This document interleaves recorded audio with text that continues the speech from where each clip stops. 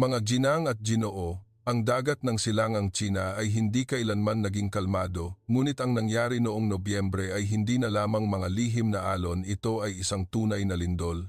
Isang senaryo na hindi pinangarap ng Beijing na mangyayari ay naganap mismo sa pinakamainit na pinagtatalunang dagat sa Asya, ang Senkaku Islands. Kung dati ay nakasanayan na nating makita ang malalaking barko ng Chinese Coast Guard na mapusok na umaatake at nambubuli sa mas maliliit na fishing boat o patrol vessels ng Japan, ngayon ay nagbago na ang ihip ng hangin. Isang bagong pangkalahatang sitwasyon ang namayani. Isang malamig at malupit na pincer movement ang inilatag ng Tokyo. Sa unang pagkakataon matapos ang maraming dekada ng pagtitiis, talagang hinugot na ng higanteng Hapon ang kanilang katana sword mula sa kaluban. At ang resulta? Napilitang tumakas ang mga bihasang barko ng Chinese Coast Guard.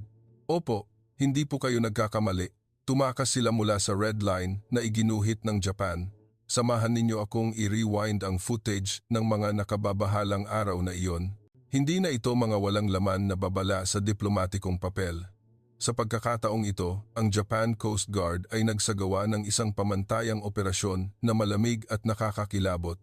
Nang matuklasan ng radar ang mga pangunahing barko ng Chinese Coast Guard na sadyang lumalabas sa territorial na tubig sa paligid ng Senkaku, ang defense system ng Japan ay agad na lumipat sa high alert status. Walang pag-aalinlangan, walang pagdadalawang isip, ang mga patrol vessels ng Japan na Shikushima at Mizuho class na tinaguri ang floating fortresses ay agad na nagpabilis, pumutol sa daanan at hinarangan ang ruta ng kalaban. Bago natin ituloy, sa diwa ng pagkamakabayan, sana'y mag-ukol ka ng 1 segundo para mag-subscribe at i-like ang video na ito. Ito ay hindi lamang suporta sa nilalaman, kundi isang pagpapahayag ng pagmamalaki ng mga Pilipino na nakikiisa sa laban para sa soberanya ng dagat at himpapawid.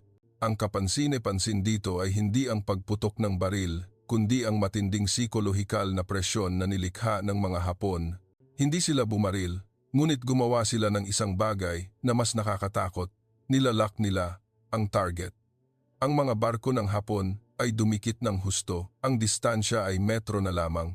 Ang mga high-power loudspeaker ay patuloy na nagpapalabas ng matitigas na mensahe, nag-uutos sa mga barko ng China na umalis agad. Ito ay isang digmaan ng nerbiyos.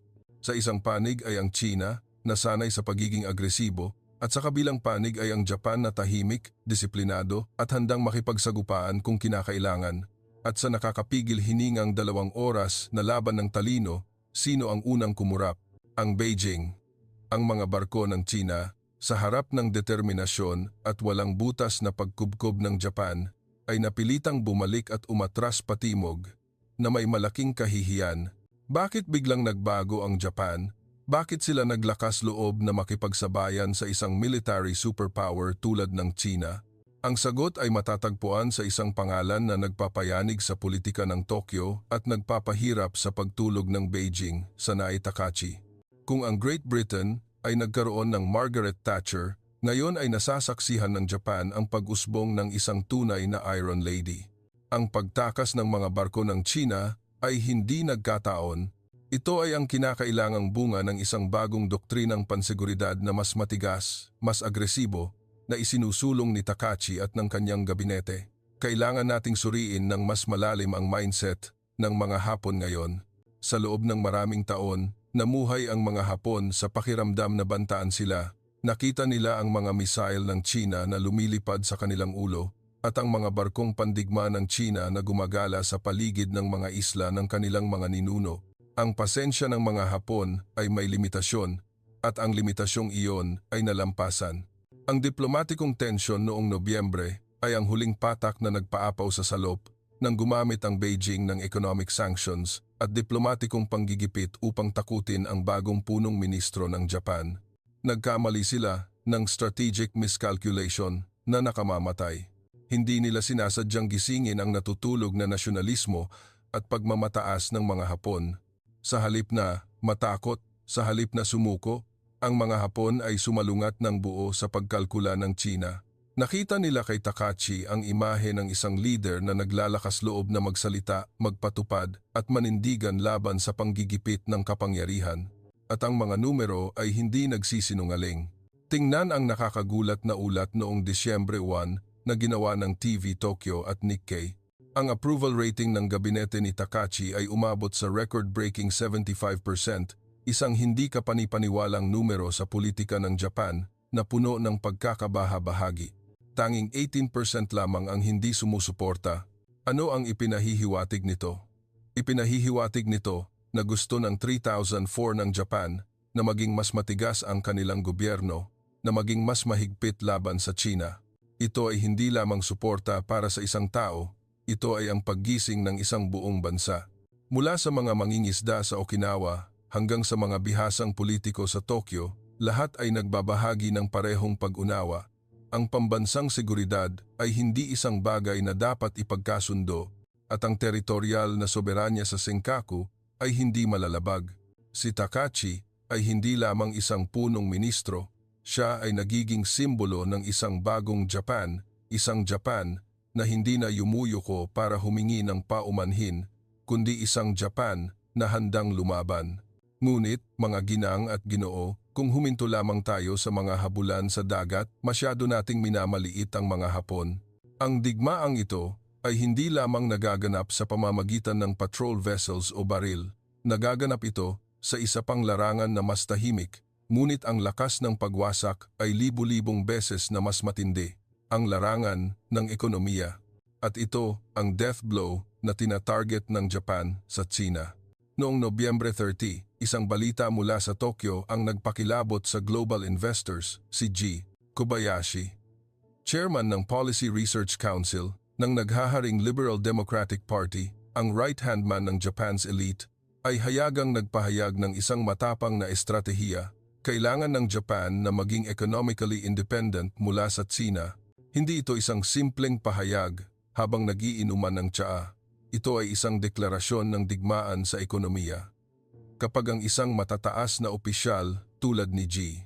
Kobayashi ay nagsabi nito sa pambansang telebisyon, nangangahulugan ito na ang ideya ng paghiwalay sa China ay hindi na lamang isang lihim na agos, kundi naging isang mainstream na baha na nagwawalis sa lahat ng ilusyon tungkol sa mutually beneficial cooperation sa pagitan ng dalawang pinakamalaking ekonomiya sa Asya.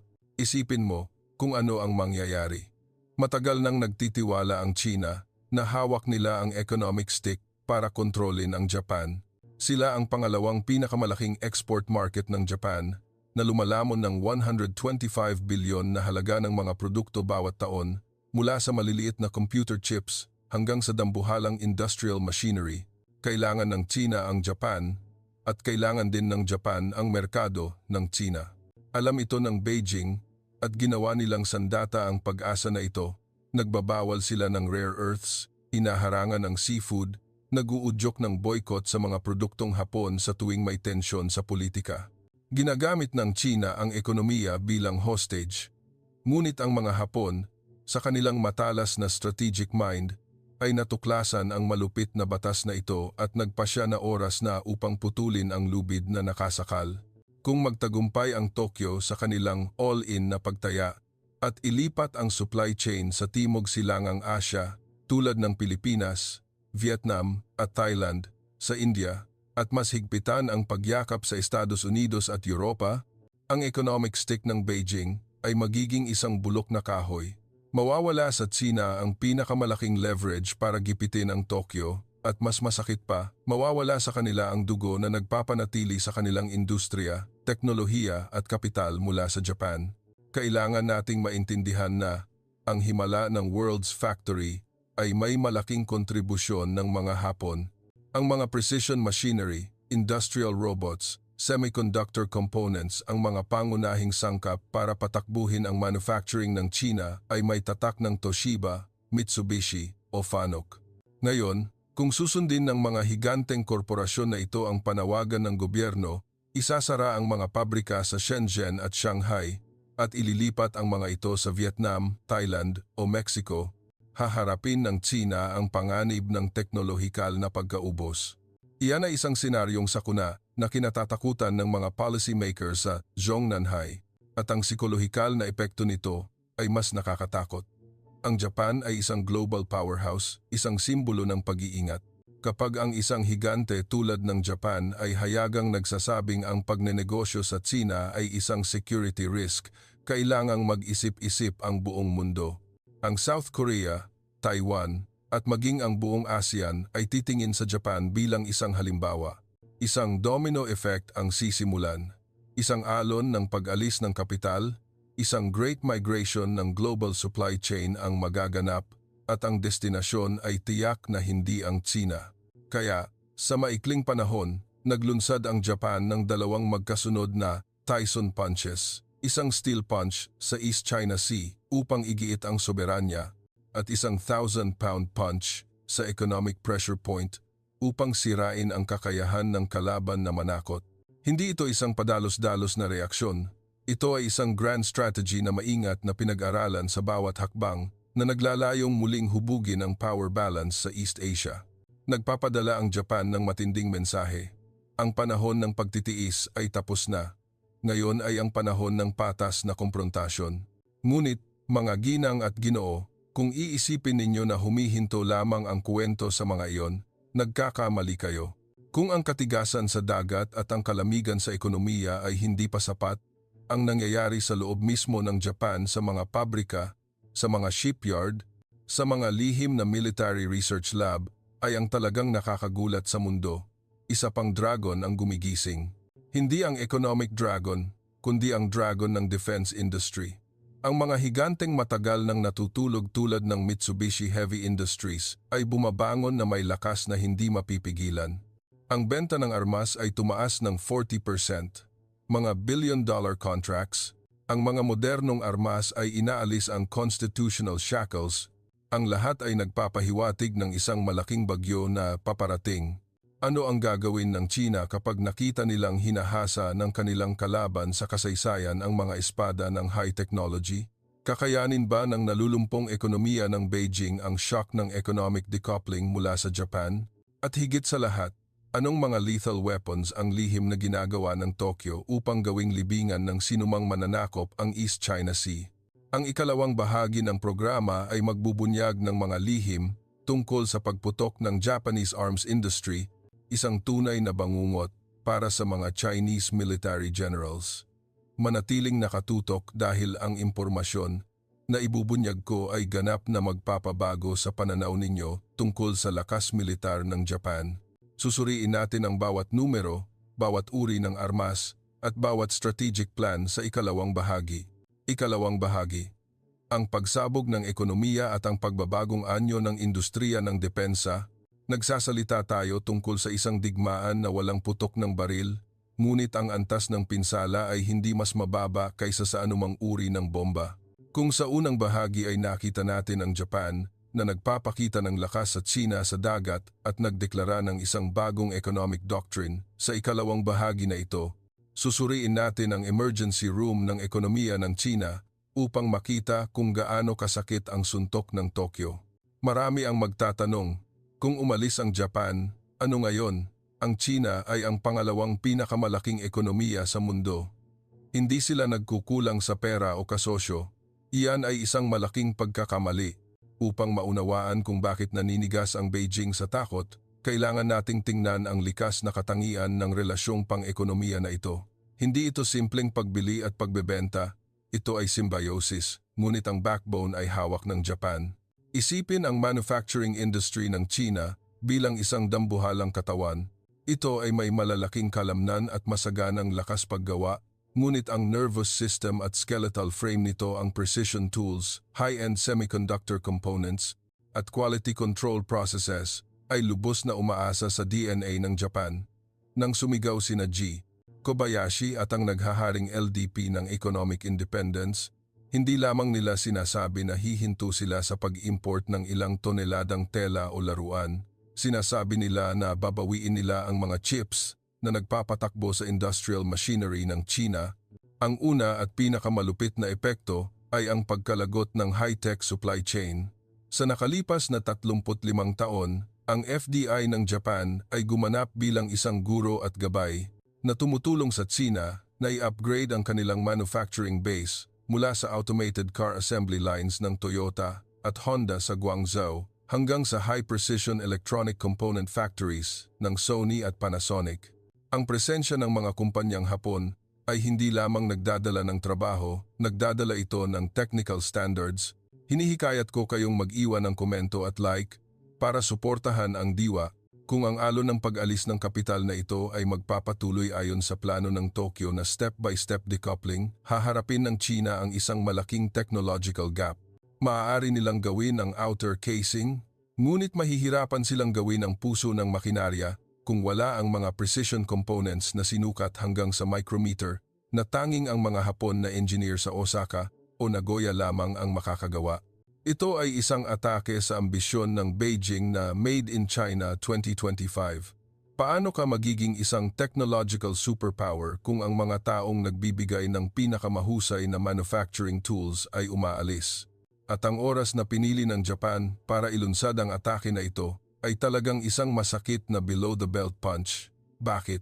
Dahil ang ekonomiya ng China ngayon ay hindi na ang malusog na dragon noong 15 taon na ang nakalipas. Ito ay isang higante na may maraming malalang sakit sa loob. Tingnan ang mga numerong nagsasabi ng katotohanan, mga numerong malamig ngunit nagpapakita ng isang malungkot na katotohanan. Noong Nobyembre 1, naglabas ng nakakagulat na balita ang financial channel na CNBC. Ang manufacturing activity ng China ay patuloy na bumababa, na hindi naabot ang inaasahan ng mga analyst. Ang kanilang growth engine ay nauubusan ng lakas.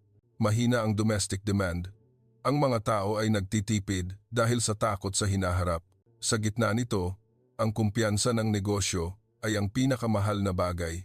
Ang China ay nagdurusa sa isang perfect storm ang matagal ng krisis sa real estate na nagpabura ng bilyon-bilyong dolyar, mataas na local government debt na nagbabanta ng chain default at ang anino ng deflation na nakabitin sa kanilang ulo.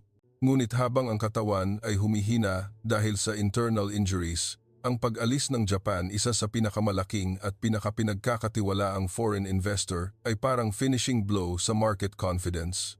Ang epekto nito ay hindi lamang tumitigil sa statistical GDP figures, ito ay tumatama ng direkta sa lipunan ng China. Kapag nagsara o lumipat ang isang Japanese factory sa Vietnam o India, ang resulta ay libu-libong manggagawang Chino ang mawawalan ng trabaho. Ngunit hindi lang yan. Daan-daang maliliit at katamtamang Chino na supplier na umaasa sa Japanese factory na iyon ay mamamatay din. Iyan ay isang domino effect na pagbagsak. Ang pagtaas ng kawalan ng trabaho ay hahantong sa social instability, pagbaba ng konsumo, at ang spiral of recession ay lalalim pa. Alam na alam ng Beijing ito.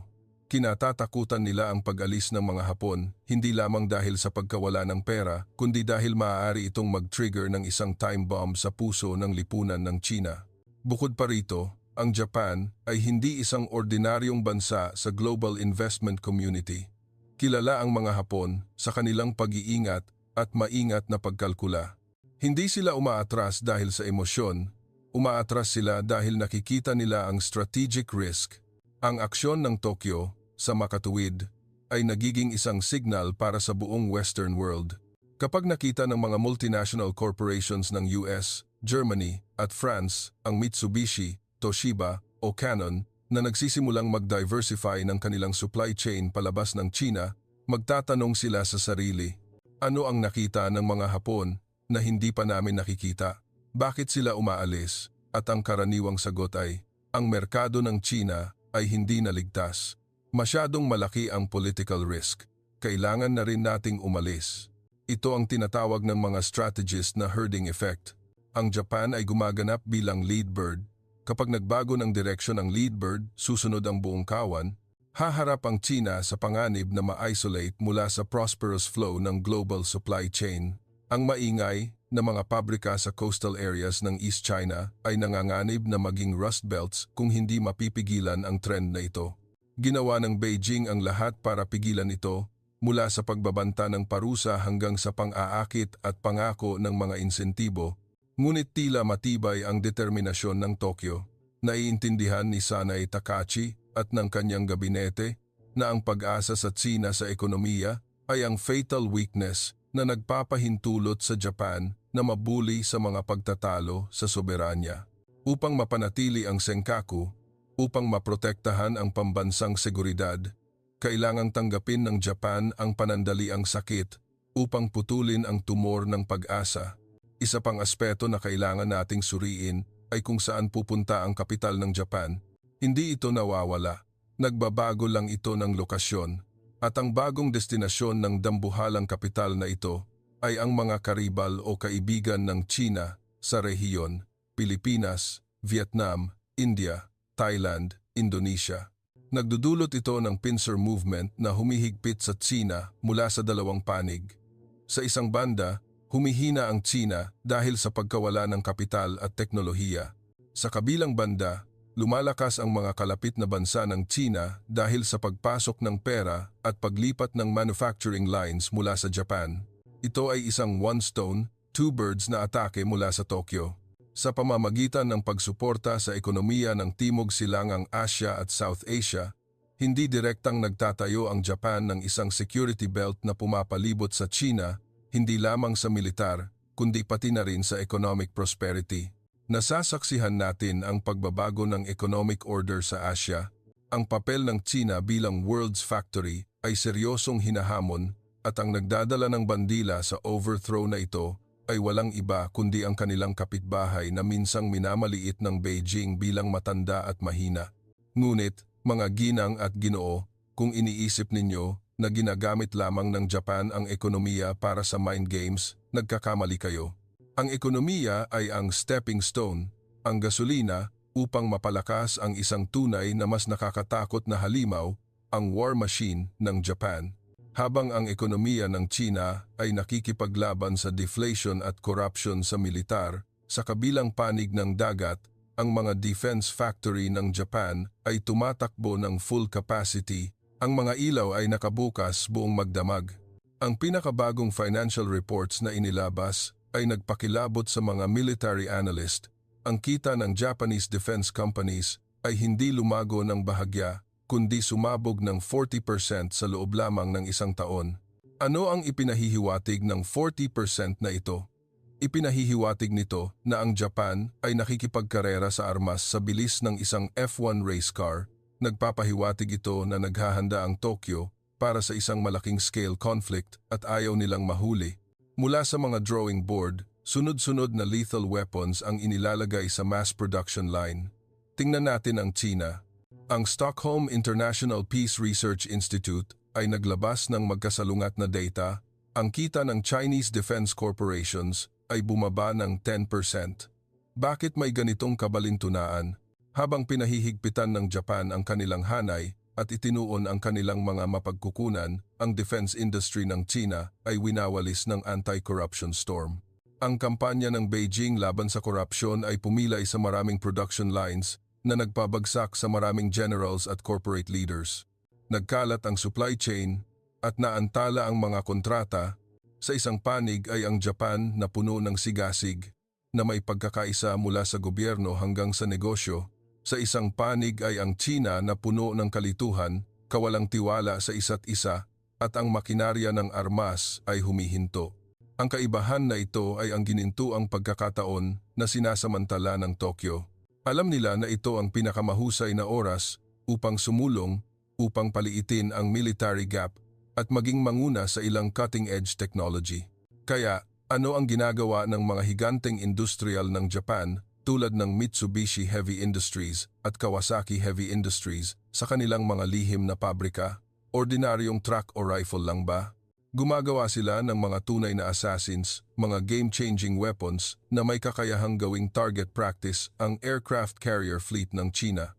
Nagsasalita tayo tungkol sa long-range cruise missiles, hypersonic missiles, at maging ang 6th generation fighter jets, mga bagay na dating ipinagbabawal ng Peace Constitution ng Japan ay ngayon ay hayagan at malawak ang ginagawa. At ang mas nakakatakot, hindi lamang para sa kanilang sarili ang ginagawa ng Japan. Binubuksan nila ang kanilang armory door para mag-export upang armasan ang mga kaalyado sa rehiyon. Ano ang mangyayari kapag ang Pilipinas, Vietnam o Indonesia ay nagkaroon na ng modernong radar ng Hapon, mabilis na patrol vessels at anti-ship missiles. Ang South China Sea ay hindi na magiging backyard ng China.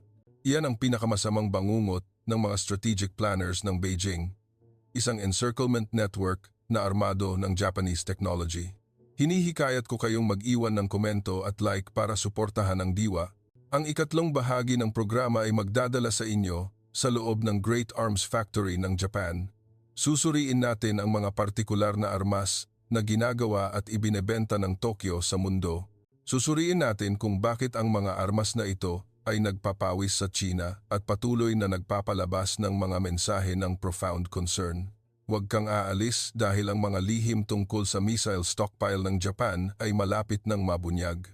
Ikatlong bahagi, ang pag-usbong ng defense superpower at ang game-changing na teknolohiya. Kung sa nakaraang bahagi ay nakita natin ang ekonomiya ng China na nagdurugo dahil sa pag-alis ng kapital ng Japan, sa bahaging ito, masasaksihan natin ang pag-usbong na mas nakakatakot pa. Ang pag-usbong ng isang defense industry empire na dating nakakadena ngunit ngayon ay sinira ang lahat ng hadlang upang bumalik sa posisyon ng isang military superpower. Tingnan ang numerong nagsasabi ng katotohanan na binanggit ko. Ang benta ng armas ng mga kumpanyang Hapon ay tumaas ng 40% noong 2024. Hindi ito isang natural na paglago.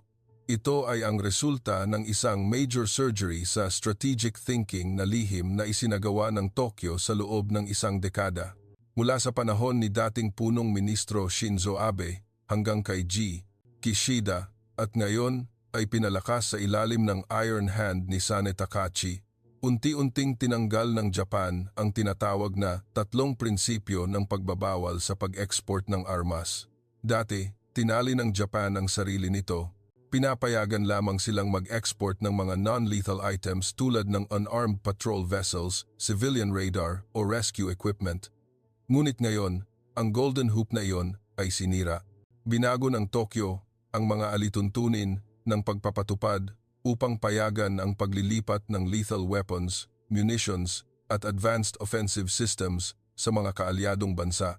Ito ay isang makasaysayang pagbabago na nagmamarka ng pagtatapos ng passive peace era at nagbubukas ng peace through strength era. Bakit ito kinatatakutan ng Beijing at nagpapahirap sa pagtulog nila?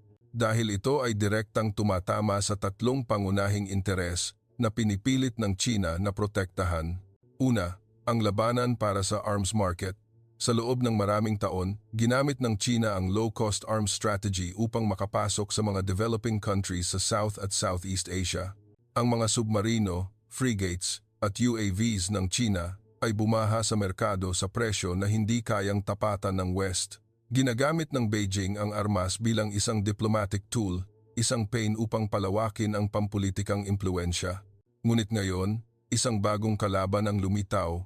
At ang kalaban na ito ay hindi maliit. Sumali ang Japan sa laro, hindi sa cheap weapons, kundi sa Made in Japan na tatak isang garantiya ng quality, durability, at cutting-edge technology. Para sa mga bansang nag-aalala na gipitin ng Beijing sa dagat, tulad ng Pilipinas o Vietnam, ang pagkakaroon ng opsyon na bumili ng armas mula sa Japan ay isang lifesaver. Ang radar ng Japan ay mas nakakakita ng malayo.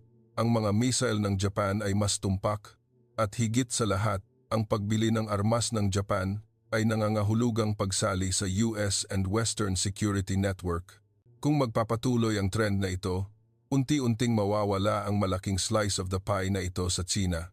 Ang mga kontrata para sa warship at radar ay hindi na mapupunta sa mga korporasyon ng China at kasabay nito, ang political leverage ng Beijing sa mga bansang ito ay babaliin din.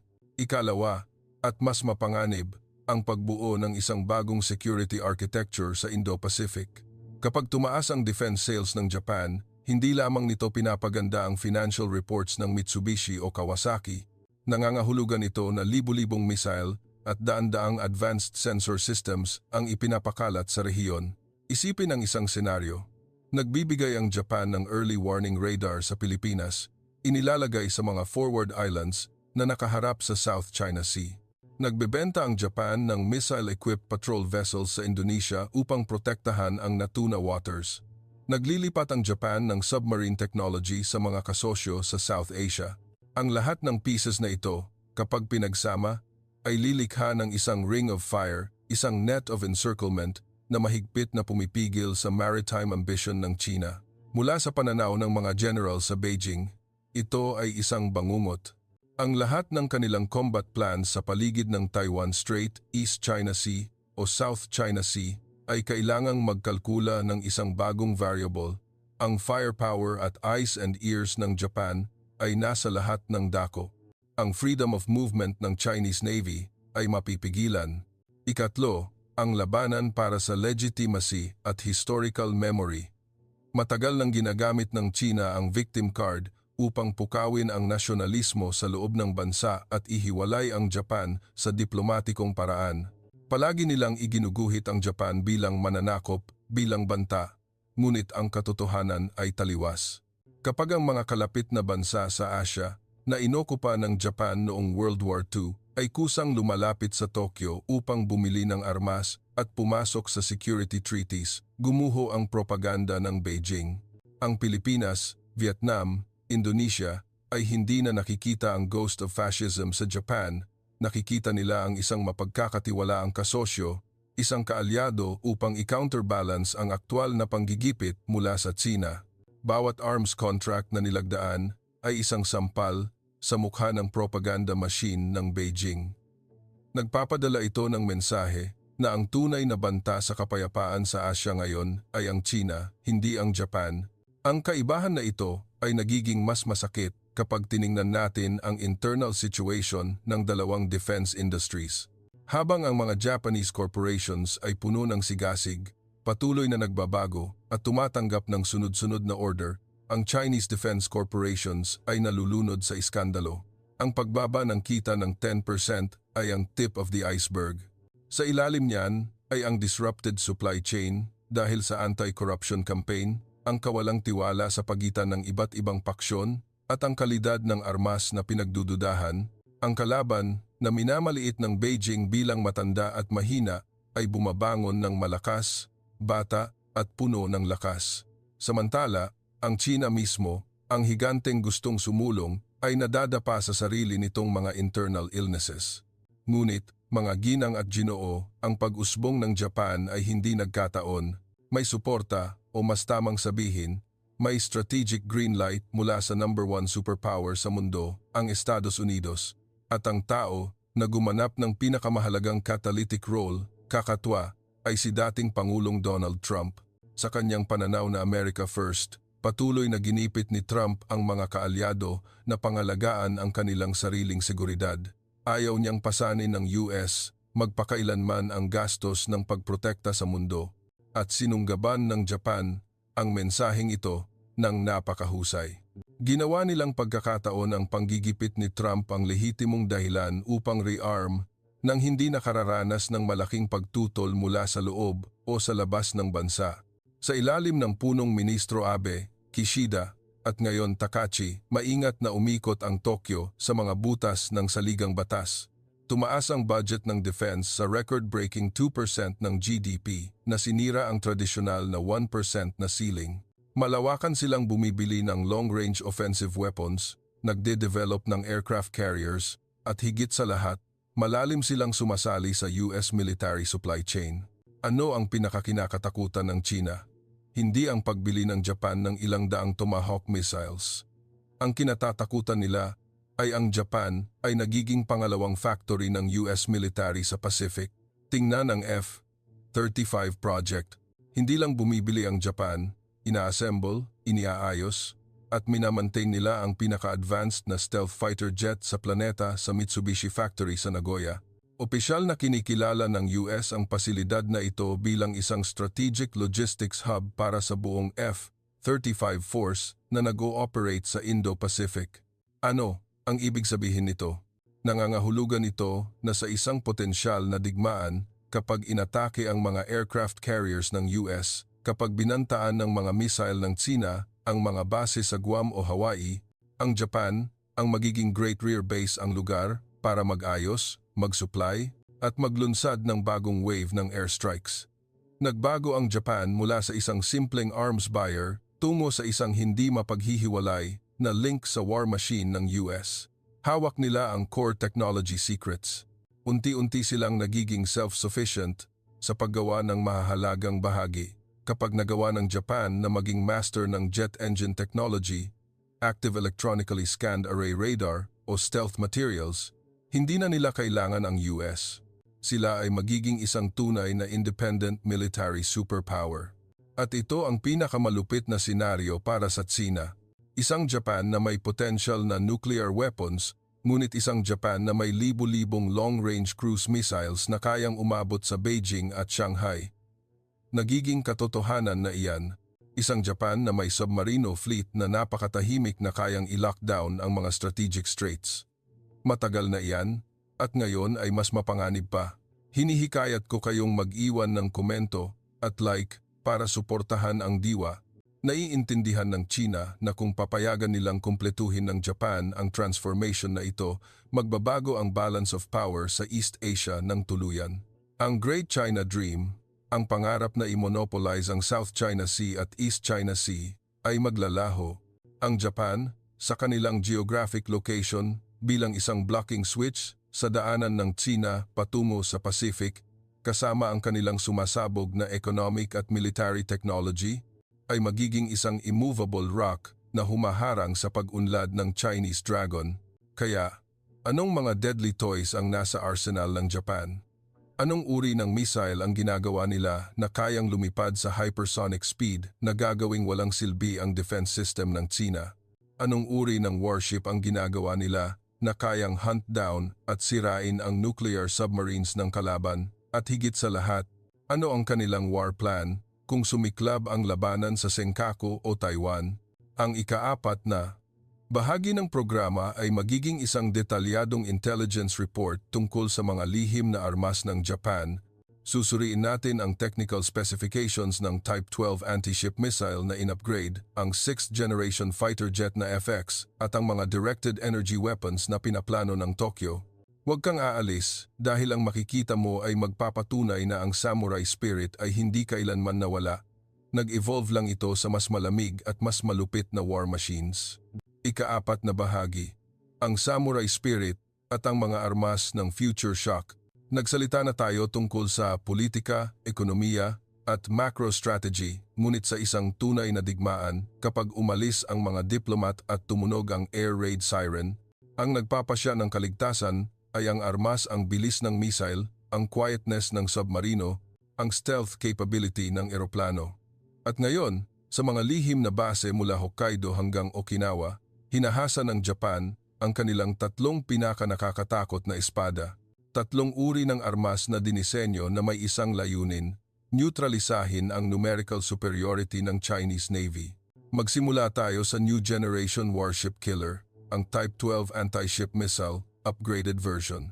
Huwag kang magpalinlang sa mapagpakumbabang pangalan nito. Hindi ito ang karaniwang shore-to-ship missile na nakita mo 15 taon na ang nakalipas.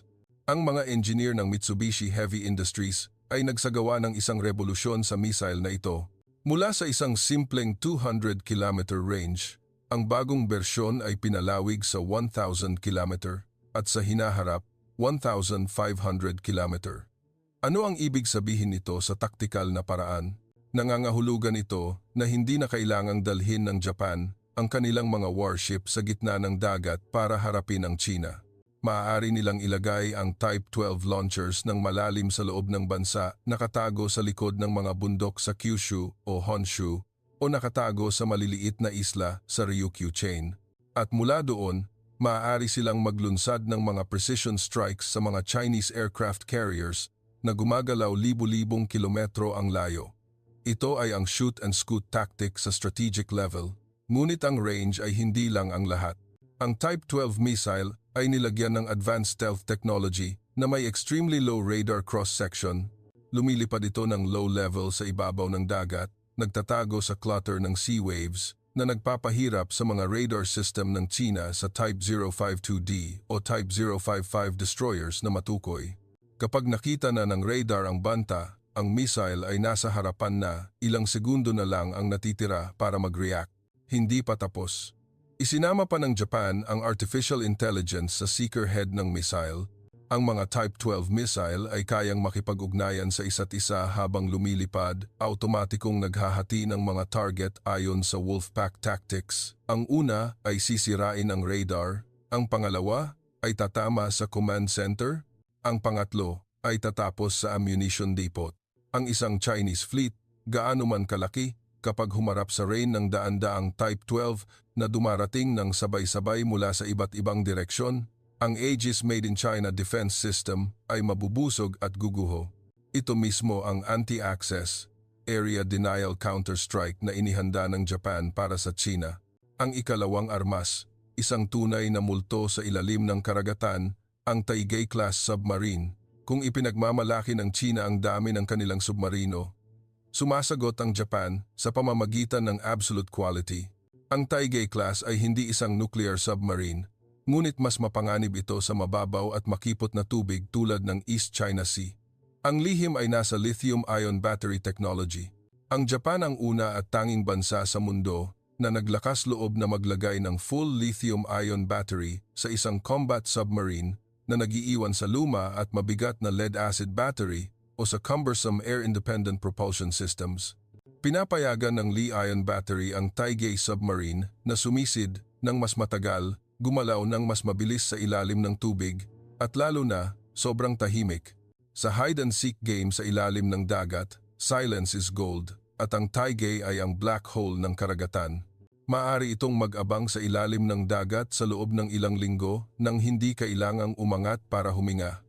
Ang sonar systems ng China ay mahihirapang makilala ang ingay ng makina ng Taigei mula sa ingay ng agos ng dagat. Isipin ang senaryo kung saan gustong dumaan ng Liaoning o Shandong Fleet ng China sa Miyako Strait patungo sa Pacific. Akala nila ay protektado sila ng mga anti-submarine destroyers, ngunit hindi nila alam na sa ilalim ng madilim na tubig, isang pack of Taigei whales ang naghihintay. Kapag ibinigay ang fire order, ang mga heavy-duty Type 18 torpedoes ay tatakbo ng napakabilis na babaliin ang backbone ng mga dambuhalang aircraft carriers bago pa man nila maintindihan kung ano ang nangyayari. Ang ikatlong armas, ang magpapasya sa himpapawid sa kinabukasan, ang FX 6th Generation Fighter Jet Project.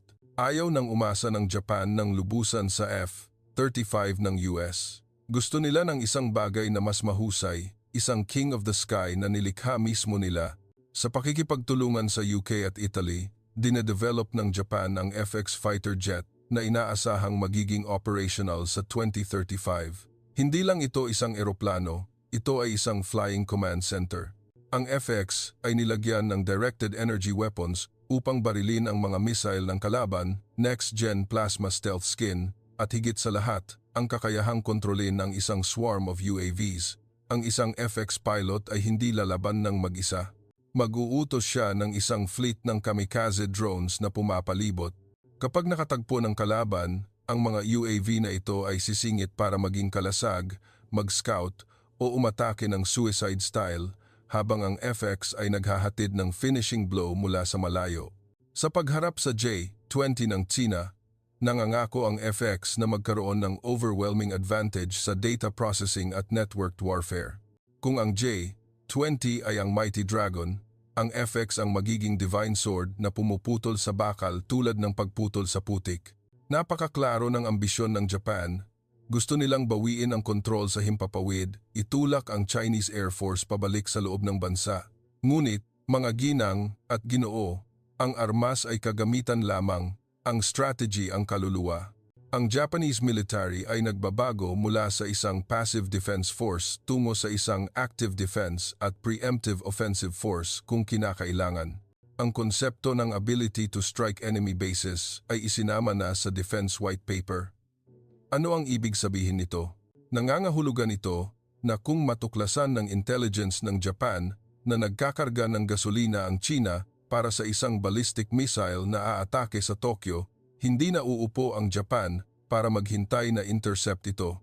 Maglalabas sila ng cruise missiles o gagamit ng stealth fighters upang sirain ang mga missile launchers na iyon mismo sa lupain ng China bago pa man sila magpaputok. Ito ay isang nakakagulat na pagbabago sa pag-iisip na ganap na nagtatanggal ng post-war psychological limit. Gumagawa din ang Japan ng Western Wall, Militarizing nila ang maliliit na isla tulad ng Yonaguni, Ishigaki at Miyako na malapit sa Taiwan. Ang electronic warfare units, Patriot Air Defense Missiles at Type 12 anti-ship missiles ay ipinapakalat sa mga islang ito. Anumang warship o eroplano ng China na gustong dumaan sa First Island Chain ay kailangang dumaan sa dense firewall na ito. Sa mga kamakailang simulation exercises sa pagitan ng US at Japan, ang karaniwang senaryo ay inaatake muna ng China na nagdudulot ng malaking pinsala sa mga airbase. Ngunit ang dispersed missile units at submarine force ng Japan ay nakakaligtas. Nagsasagawa sila ng counter-attack, pinuputol ang logistics lines ng China, ini-isolate ang mga landing forces, at ginagawang graveyard of warships ang Taiwan Strait. Ang kombinasyon ng cutting-edge technology, malupit na taktika at steel will ng mga Hapon ay lumilikha ng isang dambuhalang deterrent laban sa ambisyon ng China. Naiintindihan ng Beijing na ang pagharap sa Japan ay hindi katulad ng pagharap sa ibang maliliit na bansa. Ang Japan ay may potential na i-escalate ang digmaan sa level of destruction at mayroon silang isang huling armas, isang armas na wala sa ammunition stockpile, ngunit may pinakamalaking deterrent power, ang latent nuclear capability. Ang Japan ay isang leading civilian nuclear power sa mundo. Mayroon silang uranium enrichment technology, mayroon silang space rocket launchers na kayang i-convert sa intercontinental ballistic missiles sa maikling panahon. Tinatansya ng mga eksperto na kung maging determinado, 6 na buwan hanggang 1 taon lang ang kailangan ng Tokyo para gumawa ng nuclear bomb. Alam ito ng China. Alam ito ng mundo. Hindi ito sinasabi ng Iron Lady Takahashi at ng kanyang mga kasamahan, ngunit ang silence na iyon ay ang pinakanakakatakot na babala. Huwag kaming itulak sa sulok. Kung masira ang convention, mayroon kaming kakayahan na baguhin ang laro sa pinakamalupit na paraan. Hinihikayat ko kayong mag-iwan ng komento at like para suportahan ang diwa. Kaya, kapag handa na ang Japan sa ekonomiya, militar, at ano ang magiging reaksyon ng China, aatras ba ang Beijing o maglalakas loob na umatake bago pa man tuluyang sumara ang pincer movement ng Japan? Ano ang senaryo para sa kinabukasan ng Asya sa susunod na 5 taon, kapayapaan o all-out war?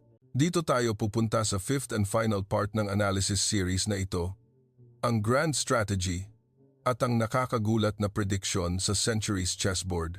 Pagsasama-samahin ng ika-5 bahagi ang lahat ng data upang sagutin ang pinakamalaking tanong, sino ang magiging huling mananalo sa survival contest na ito? Huwag kang aalis dahil ang conclusion ay maglalaman ng mga insights na hindi mo mahahanap sa anumang mainstream newspaper. Ang naked truth tungkol sa geopolitical future ng East Asia ay ilalantad na. Ika-5 bahagi, ang grand strategy at ang conclusion sa Centuries Chessboard. Naglakbay na tayo ng malayo mula sa mabangis na alon sa Senkaku sa mga subtle movement sa loob ng ekonomiya ng China hanggang sa mga lihim na arms production lines ng Japan.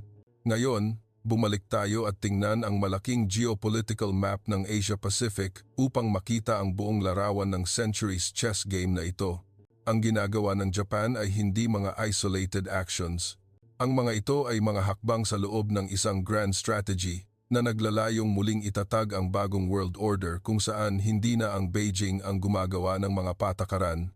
Ang buong larawan na lumalabas sa atin ay isang perfect double pincer movement, isang economic pincer na umaubos sa mga mapagkukunan ng kalaban at isang military pincer na nila-lockdown ang lahat ng daanan ng Chinese Dragon patungo sa dagat.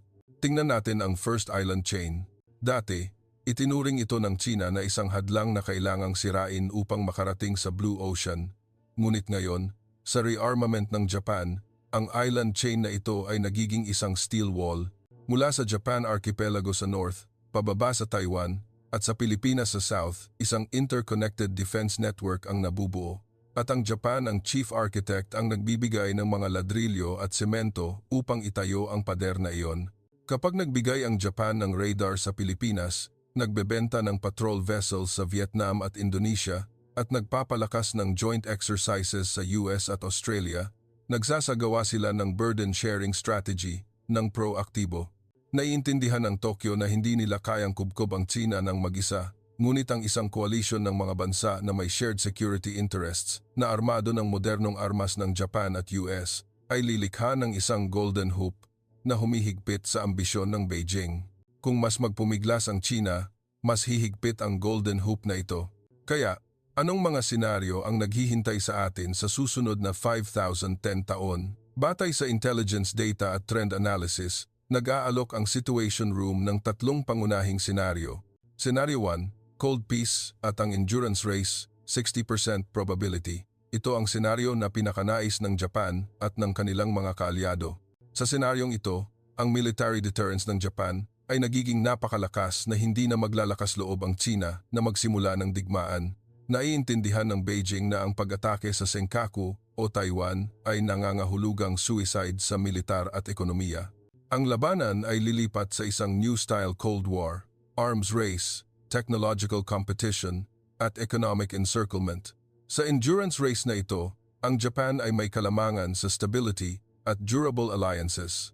Ang China, sa kabaligtaran, ay haharap sa lumalaking internal pressures mula sa aging population, slowing economy, at international isolation. Ang oras ay pumapanig sa Tokyo, hindi sa Beijing. Tahimik na mananalo ang Japan nang hindi lumalaban na nagpipilit sa China na tanggapin ang posisyon ng isang regional power na contained sa halip na isang global superpower. Scenario 2, limited conflict at ang Thunder counterstrike, 30% probability. Ang desperation ng Beijing dahil sa mga internal problems ay maaaring humantong sa isang miscalculation. Isang labis na provocation sa Senkaku o isang aksidente sa dagat ay maaaring mag-trigger ng putukan, ngunit hindi tulad ng nakaraan, hindi lang warning shots ang ipuputok ng Japan. Sa ilalim ng bagong doktrina ni Takachi, ang Japan Self-Defense Force ay maglulunsad ng isang lightning counter-attack. Ang Type 12 missiles ay magfa-fire, ang Taigei submarines ay iblo-block ang mga strait. Ang layunin ng Japan ay hindi ang invade ang China, kundi ang magdulot ng painful bleeding strike upang pilitin ang kalaban na umalis agad. Ito ay ang lesson teaching scenario sa reverse version. Ang escalation ay makokontrol, ngunit ang price na babayaran ng Chinese fleet ay napakamahal. Scenario 3, all-out war, at ang US intervention, 10% probability. Ito ang pinakamasamang senaryo. Kung magpasya ang China na i-go all-in, na i-launch ang isang full-scale attack sa mga base ng Japan upang i-force a bloody path, ang US-Japan Security Treaty ay ma-activate. Ang Japan ay magiging forward operating base, ang unsinkable aircraft carrier ng Allied Forces. Sa kakayahan nilang logistics at on-site F-35 repair, kasama ang massive missile stockpile, papanatilihin ng Japan ang sustained combat power. Ang digmaang ito ay hindi lamang magaganap sa dagat, kundi sa cyberspace at outer space, at ang resulta nito ay ang pagbagsak ng kasalukuyang kaayusan at ang muling pagguhit ng mapa ng Asya. Kahit mababa ang posibilidad, seryosong naghahanda ang Japan para sa senaryong ito. Anuman ang senaryo, may isang katotohanan na hindi maikakaila. Ang posisyon ng Japan ay ganap na nagbago. Hindi na sila ang political dwarf at economic giant, sila ay nagiging isang comprehensive giant. Ano ang ibig sabihin ng pag-usbong na ito para sa Pilipinas at iba pang mga bansa sa Timog Silangang Asya? Ito ay isang once-in-a-millennium strategic opportunity. Ang malakas na presensya ng Japan ay lumilikha ng isang kinakailangang balance of power sa rehiyon. Hindi natin kailangang pumili ng panig, ngunit nagkakaroon tayo ng mas maraming opsyon para ipagtanggol ang ating soberanya. Ang defense cooperation sa Japan, ang pagtanggap ng patrol vessels, ang technology transfer, at ang pag-akit ng high-quality investment mula sa Tokyo ito ang mga leverage upang maging self-reliant tayo. Ang isang malakas, independenteng Japan na naglalakas loob na harapin ang superpower ay isang magandang balita para sa freedom of navigation sa South China Sea. Pinipilit nito ang China na i-disperse ang kanilang puwersa, tumingin sa harap at likod at hindi na kayang ituon ang lahat ng kanilang lakas sa panggigipit sa mas maliliit na bansa sa South. Ang pincer movement ng Japan sa North ay ang distant shield para sa kapayapaan ng Timog Silangang Asya. Mga ginang at ginoo, ang kasaysayan ng mundo ay palaging isinusulat ng mga bansang naglalakas loob na baguhin ang kanilang kapalaran. Ang Japan, matapos ang maraming dekada na nagtatago sa anino ng nakaraan, ay nagpasya na lumabas sa liwanag. Hindi nila pinili ang path of war, ngunit pinili nila ang path of strength upang pigilan ang digmaan. Iyan ang diwa ng isang modernong samurai. Ang espada ay laging matalas, ngunit ang isip ay laging kalmado. Hinihila lang ang espada kapag talagang kinakailangan, at kapag hinila na, kailangan itong magpasya ng tagumpay at pagkatalo. Ang mga sunod-sunod na pangyayari noong Nobyembre ang pagtakas ng mga barko ng China, ang economic decoupling ng Japan, ang pagsabog ng defense industry ay hindi mga random events. Ang mga ito ay ang mga kampana na naghuhudyat na nagsimula na ang isang bagong panahon. Isang panahon kung saan ang kapangyarihan ay hindi lamang sinusukat sa dami ng warship o laki ng GDP, kundi sa pambansang kalooban at strategic vision. Maaaring nararamdaman ng China na humihigpit ang golden hoop sa kanilang ulo at ang may hawak ng magic chant ay walang iba kundi ang alyansa ng mga bansang nagmamahal sa kapayapaan at international law na may Japan bilang ang pinakamatibay na link sa frontline. Ang huling tanong para sa inyo, mga strategic observers ng Weapon Review, ayon sa inyo, sa harap ng matinding panggigipit mula sa pincer movement ng Japan, ano ang susunod na gagawin ng China? Sila ba ay susuko upang iligtas ang kanilang nalulumpong ekonomiya o maglalakas loob na maglunsad ng military strike upang sirain ang encirclement? At ang pag-usbong ba ng Japan ay magdadala ng sustainable peace sa Asia o ito ang kindling para sa mas malupit na arms race? Iwanan ang inyong mga insights at analysis sa section ng komento. Dito, hindi lang tayo nanonood ng video, kundi nag-analyze, nagdedebate at nagpo-predict ng hinaharap. Ang pinakamatalinong komento ay ipipin namin at tatalakayin sa aming espesyal na Situation Room episode sa susunod na linggo. Huwag kalimutang i-click ang subscribe button at notification bell dahil ang sitwasyon sa South China Sea at East China Sea ay nagbabago bawat oras. Hindi mo gugustuhing ikaw ang huling makakaalam kapag pumutok na ang fateful shot. Salamat sa pagsama sa amin sa in-depth analysis series na ito. Panatilihin ang isang cool head at isang warm heart. Magkita-kita tayo sa mga susunod na hotspot sa global military chessboard. Paalam at hanggang sa muli.